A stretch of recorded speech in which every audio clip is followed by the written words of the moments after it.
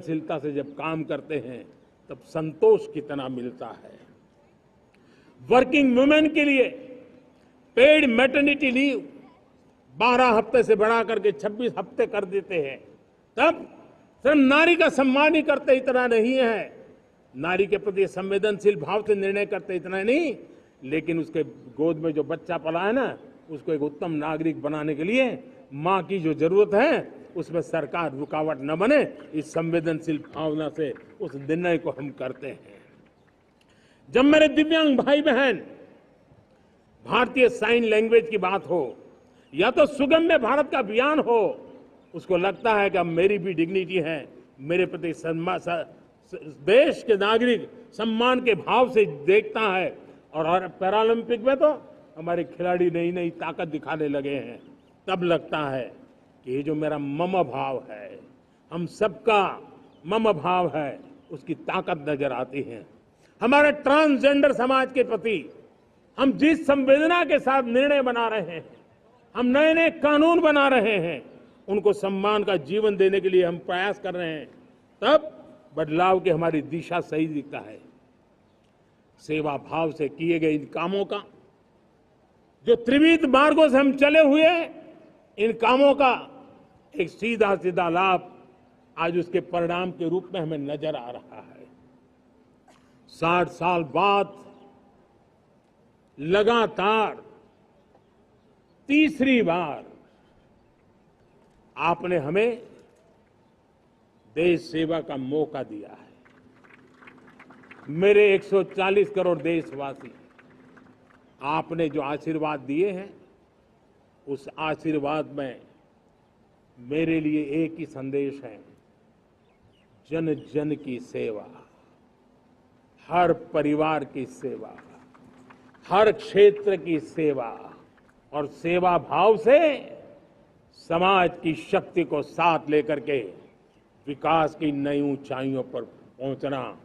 2047 विकसित भारत के सपने को लेकर के चलना, उसी एक संदेश को लेकर मैं आज लाल किले की प्राचीर से हमें आशीर्वाद देने के लिए मैं कोटि कोटि देशवासियों का सर झुका करके आभार व्यक्त करता हूं।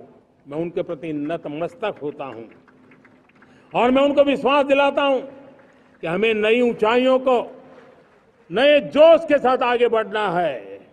हमें सिर्फ जो हो गया है वो संतोष मान करके बैठने वाले हम लोग नहीं हैं, वो हमारे संस्कार में नहीं है।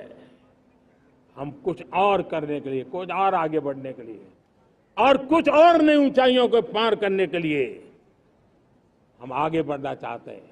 विकास को, समृद्धि को, सपनों को साकार करने को, संकल्प को लिए जीवन खपाने को हम अपना स्वभाव बनाना चाहते हैं, देशवासियों का स्वभाव बनाना चाहते हैं। मेरे प्यारे देशवासियों, आज नई शिक्षा नीति बहुतेक मात्रा में कई राज्यों ने उसको अच्छा इनिशिएटिव लिए है और उसके कारण आज एक 21वीं सदी के अनुरूप हमारी शिक्षा व्यवस्था को जो हम बल देना चाहते हैं और विकसित भारत के सपने के लिए जिस प्रकार से मानव समूह तैयार करना चाहते हैं, नई शिक्षा नीति बहुत बड़ी भूमिका अदा।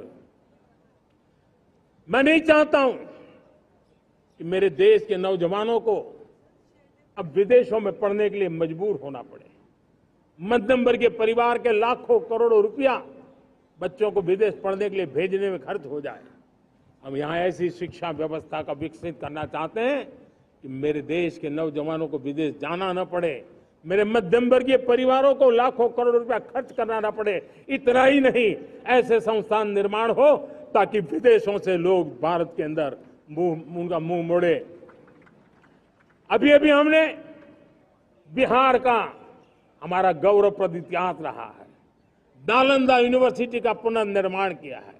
फिर से एक बार नालंदा यूनिवर्सिटी काम करना शुरू कर दिया है, लेकिन हमें शिक्षा के क्षेत्र में फिर से एक बार सदियों पुराने उस नालंदा स्पिरिट को जगाना होगा, उस नालंदा स्पिरिट को जीना होगा, उस नालंदा स्पिरिट को लेकर के बड़े विश्वास के साथ विश्व की ज्ञान की परंपराओं को नई चेतना देने का काम हमें करना होगा।